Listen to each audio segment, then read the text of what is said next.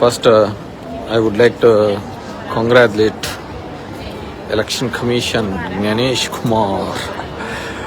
దేశంలో ఎప్పుడు ఎలక్షన్ల మీద ఇంతగా గౌరవం పెంచే విధంగా ఇప్పుడు నాకు తెలిసి 70 సంవత్సరాల స్వతంత్ర భారతంలో ఎలక్షన్ కమిషన్ మీద గౌరవం పెంచుతూ ఇంతగా జరిగినట్టు ఎక్కడ దాఖలా లేవు. First of its kind. దానికి we need to congratulate Gyanesh Kumar 1. And different స్టేట్స్లో జరుగుతున్న ఎలక్షన్స్ మీద మనము చూసుకుంటే it's my opinion personal. First thing చూస్తే మన Tamil Nadu, heartful congratulations to the విజయ్ని అప్రిషియేట్ చేయాల్సిన విషయం ఏంటంటే, అందరూ పాపం సింగిల్గా పోటీ చేసినాడు అని చెప్పేసి ఇక్కడ పవన్ కళ్యాణ్తో కంపారిజన్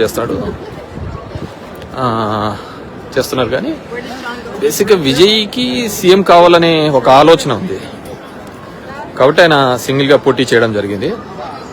వెరాజ్ పవన్ కళ్యాణ్కి అటువంటి ఆలోచనే లేదు కాబట్టి we can't expect him CM కావాలనే ఆలోచన ఉన్నట్టు కానీ ఎక్స్పెక్ట్ చేయలేము అతన్ని ఈ విధంగా ఇండిపెండెంట్గా ఒంటరిగా పోటీ చేయాలని అని చెప్పి. సో ఆ కంపారిజనే తప్పు. అది ఆ కంపారిజన్ అనేది తప్పు అనమాట. ఆయన సింగిల్గా పోటీ చేసి సీఎం కావాలనుకున్నాడు.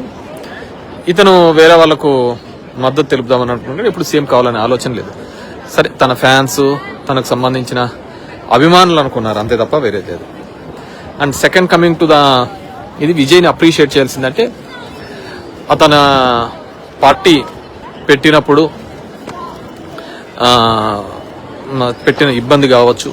సెకండ్, కరూర్ ఇన్సిడెంట్ జరిగిన తర్వాత అతనికి చెప్పినటువంటి కాంప్రమైజ్ ప్రపోజల్ కావచ్చు. అదేవిధంగా ఫ్యామిలీ డిస్ప్యూట్ వచ్చినప్పుడు ఏమైపోతాడో అతను హ్యాండిల్ చేయలేడు అనుకున్నప్పుడు నిలబట్టిన తత్వం కావచ్చు. ఇది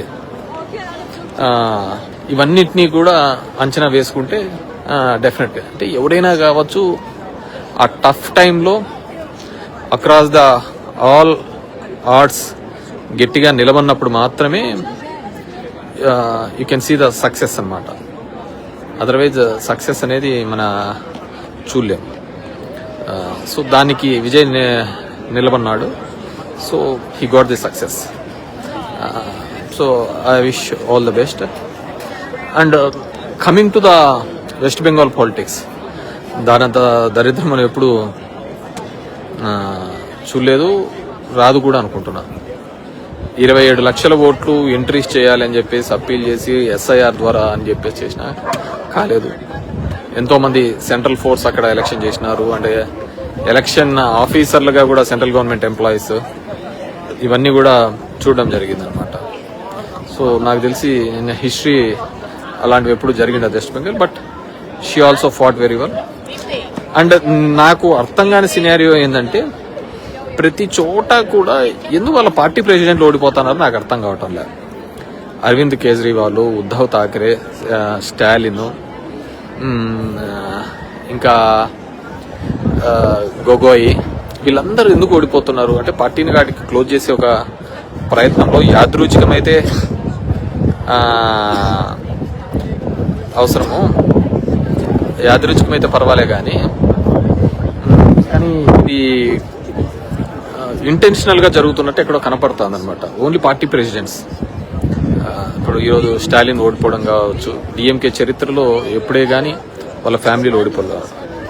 సో దానికి నేనే తప్పు పట్టడం లేదు. ప్రజా వ్యతిరేక ఓటు ఉంది అనుకున్నారు. ఇంకోటి, ఈ ప్రజా వ్యతిరేక ఓటు ఉంది అనుకున్న సందర్భాల్లో చాలాసార్లు గుర్తుకొచ్చేది 15 ఏళ్ళు దీదీ ఉంది, సో ఆడ వ్యతిరేక ఓటు అన్నారు. స్టాలిన్ 5 సంవత్సరాల నాడు వ్యతిరేక ఓటు ఉందన్నారు.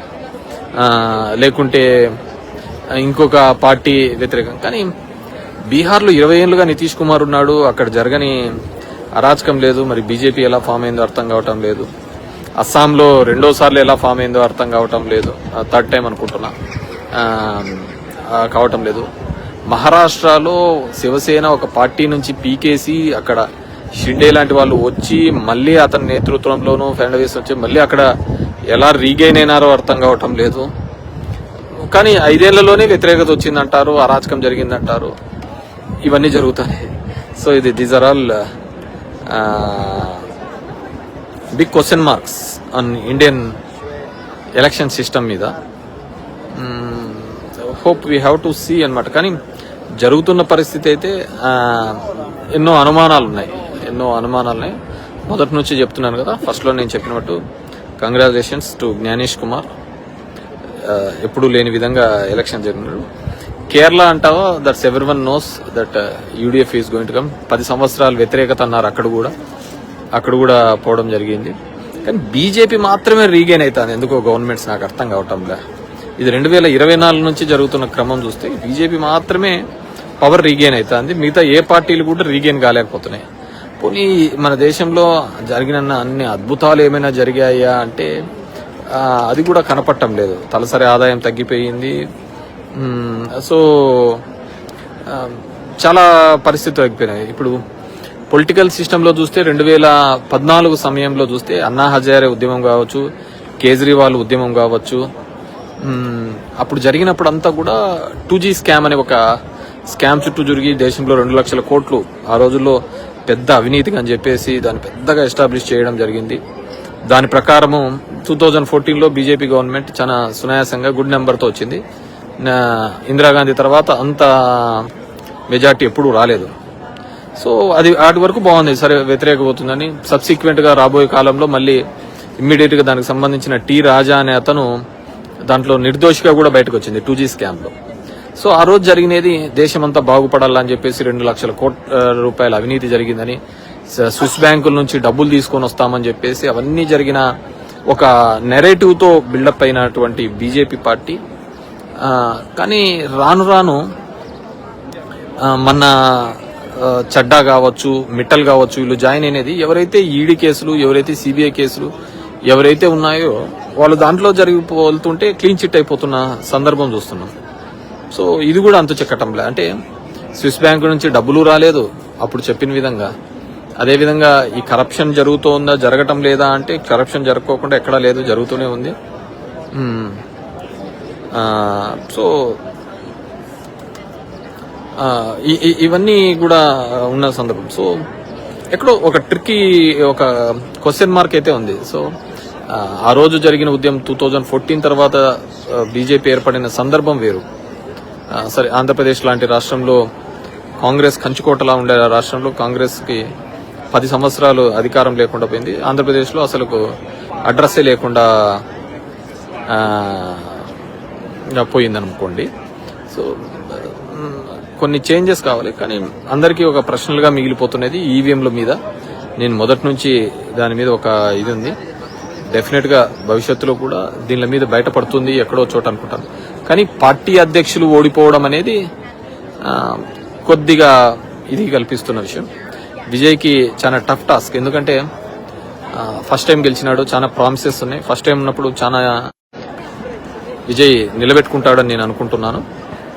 ఎందుకంటే మొట్టమొదటిసారిగా 1960 నుంచి 70 మధ్య కాలం నుంచి అన్నా డిఎంకే అంటే కరుణానిధి, జయలలిత ఇద్దరు ఏలిన తర్వాత మధ్యలో ఎంజీఆర్ వీళ్ళందరి దాని నుంచి ఒక కొత్త పార్టీ, ఒక కొత్త ప్రాంతీయ పార్టీ పుట్టుకొని వచ్చింది.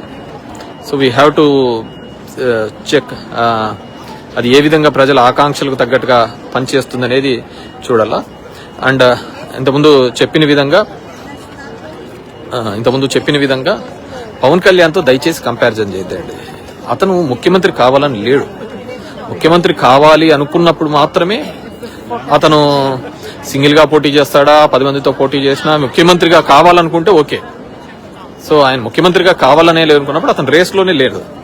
అతను ఎంతున్నా 15 ఏళ్ళు వాళ్ళు ఉండాలా, 10 ఏళ్ళు వీళ్ళు ఉండాలా అనే దాని మీదనే ఉన్నాడు. So we not suppose to compare him.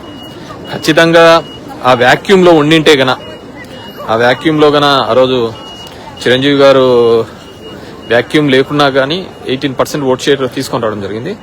And దీంట్లో అందరికీ మనమందరం ఒక భ్రమలో ఉంటుంది. డిఎంకే యొక్క వ్యతిరేక ఓటు చీలుతుంది, దానివల్ల డిఎంకేకి ఉపయోగమని. సో ఇక్కడ ఆ సినారియో కూడా బద్దలు కొట్టినట్టే. సో ఆ విధంగా చూస్తే 2009లో రాజశేఖర రెడ్డి గారు వచ్చినప్పుడు ఆ వ్యతిరేక ఓటు కాదు, కాంగ్రెస్ ఓటే చీలింది అని అనుకోవచ్చు. ఎందుకంటే రాజశేఖర రెడ్డి గారు అప్పుడు అన్న సందర్భంలో కూడా మేము జస్ట్ పాస్ మార్కులతోనే పాస్ అయినాం తప్ప మేము చేసిన దానిలో అంత కాలేదు అని చెప్పేసి ఆయన కూడా చెప్పడం జరిగింది. సో ఇది ఎవరో మన దేశాన్ని 60 సంవత్సరాలు కాంగ్రెస్ పాలించుకుంటూ వచ్చిందని మరి ఏమంటారు? ఏమనేయట్లేదు, నేనేం Congress so good and beautiful గా చేసిందని కాదు కదా. తర్వాత మనం ఆల్టర్నేటివ్ గా ఒకటి ఎలక్ట్ చేసుకున్నప్పుడు అది ఎంతవరకు పర్ఫామ్ చేసింది అనేది ఇంపార్టెంట్. వాళ్ళు చేయలేదు, మనం ఎంతవరకు పర్ఫామ్ చేసినాం అనేది కూడా ఇంపార్టెంట్ టాస్కే కదా. సో ఇట్స్ ఇది నాకు తెలిసి హీరోలు, సినిమా హీరోలు కేవలం బుల్లితెరకే హీరోలు అనుకోకుండా రియల్ లైఫ్ లో కూడా హీరో అంటే that shows the commitment of the leadership. ఇక్కడ హీరోయిజం కాకుంటే లీడర్షిప్, ఏ దానికి బెండు కాకుండా, తన ఫ్యామిలీ ఇష్యూ వచ్చినా కూడా బెండు కాకుండా ముందుకు వచ్చినప్పుడు క్రౌడ్ అందరికీ వస్తాడు. ఇప్పుడు సినిమాలలో పవన్ కళ్యాణ్ కూడా మంచి క్రౌడ్ పుల్లరే, కానీ ఆ క్రౌడ్ ను ఓటుగా మలుచుకోవాలి అంటే ఖచ్చితంగా ఒక కాన్ఫిడెన్స్ క్రియేట్ చేయాలి. తన నాయకుడిని అవుతున్నాడు అనే కాన్ఫిడెన్స్. విజయ్ గారు ఎక్కడైనా కానీ బీజేపీ చెప్పినట్టు లేకుంటే ఇంకోటి చెప్పినట్టు పొత్తుకు పోయి ఉంటే అయి ఉండేవాడు కాదు. నేనేమనుకున్నానంటే ఈసారి కాకపోయినా నెక్స్ట్ టైం ఖచ్చితంగా అవుతాడు, ఆ ఫ్యాన్ బేస్ ని క్యాడర్ బేస్ గా మలుచుకుంటాడు అని చెప్పేసి. కానీ ఫస్ట్ టైంకే అయినాడు, గుడ్. మరి చాలా మంది యొక్క ప్రిడిక్షన్స్, నమ్మకాలను ఇది చేయడం జరిగింది, దట్స్ అది. కానీ తమిళనాడు మాత్రం కలకత్తా మాత్రం దాన్ని వీ హ్యావ్ టు చెక్. 27 లక్షల మందికి ఓటు హక్కు ఉన్నా గానీ వేయలేని దుస్థితికి పోయి సెంట్రల్ గా ఓవరాల్ గా నడిపించింది అనే ఒక ఆలోచన ఉంది. సో రాబోయే కాలంలో ఖచ్చితంగా ఈ దేశానికి ఉపయోగపడే విధంగానే రాజకీయాలు ఉంటాయనుకుంటున్నాను. నాకు తెలిసి అయితే ఇప్పుడు జరుగుతున్న ఎలక్షన్ ప్రక్రియ అంతా కూడా ఒక బోగస్ ప్రక్రియగానే నేను అనుకుంటాను. That's my personal opinion. జరుగుతున్న ప్రక్రియ సర్ వెస్ట్ బెంగాల్లో ద వే దే ట్రీటెడ్ అదన్నీ కూడా తప్పుగానే అనుకుంటున్నాను. ఇది ఎప్పుడు జరగలే దేశంలో ఇలాంటివి. సో అందుకే ఎప్పుడు ఎలక్షన్ కమిషన్ ని టార్గెట్ చేస్తూ ఎలక్షన్ కమిషనే ప్రత్యర్థిగా ఎలక్షన్ చేయడం నాకు తెలిసి first of it's. So Andhra Pradesh లో కూడా అదే జరిగింది. ఇప్పుడు చాలా మంది విశ్లేషకులు కూడా చెప్తున్నారు రాత్రి 12 నుంచి 2 గంటలకు ఓట్లు వేసినది ఎవరని, 3500 ఈవీఎంలు పక్కకి ఎలా పోయినాయి అని చెప్పేసి. ఇవన్నీ కూడా big question mark to everyone. So I wish Vijay and subsequent గా ఫామ్ చేసిన గవర్నమెంట్స్ పీపుల్ ఎక్స్పెక్టేషన్స్ కు తగ్గట్టుగా ఉండడానికి ప్రయత్నం చేయండి. చెప్పిన హామీలు ఇవన్నీ మత విద్వేషాలు, కులాల మధ్య చిచ్చులు కాకుండా దేశానికి ఎప్పుడు పాకిస్తాన్ ని బేస్ చేసుకునే రాజకీయాలు వద్దు. పాకిస్తాన్ అనేది ఎత్తిపోయిన దేశం, దాంతో మనకు పోటీ అయింది. పక్కనున్న అమెరికానో, యూరోపియన్ కంట్రీస్ లేకుంటే ఇంకా చాలా మంచి మంచి దేశాలు ఉన్నాయి కదా, వాటితో పోటీ పడండి. ఇంకా ఎత్తిపోయిన పాకిస్తాన్తో, ఏదానికి పనికిరాని పాకిస్తాన్తో మనకు పోటీ అయింది. ఎన్నాళ్ళలోనే ఆ పాకిస్తాన్ పెట్టుకొని దాన్ని చూపించుకొని ఒక మతాన్ని అడ్డుగా పెట్టుకొని రాజకీయాలు చేస్తా అంటారు.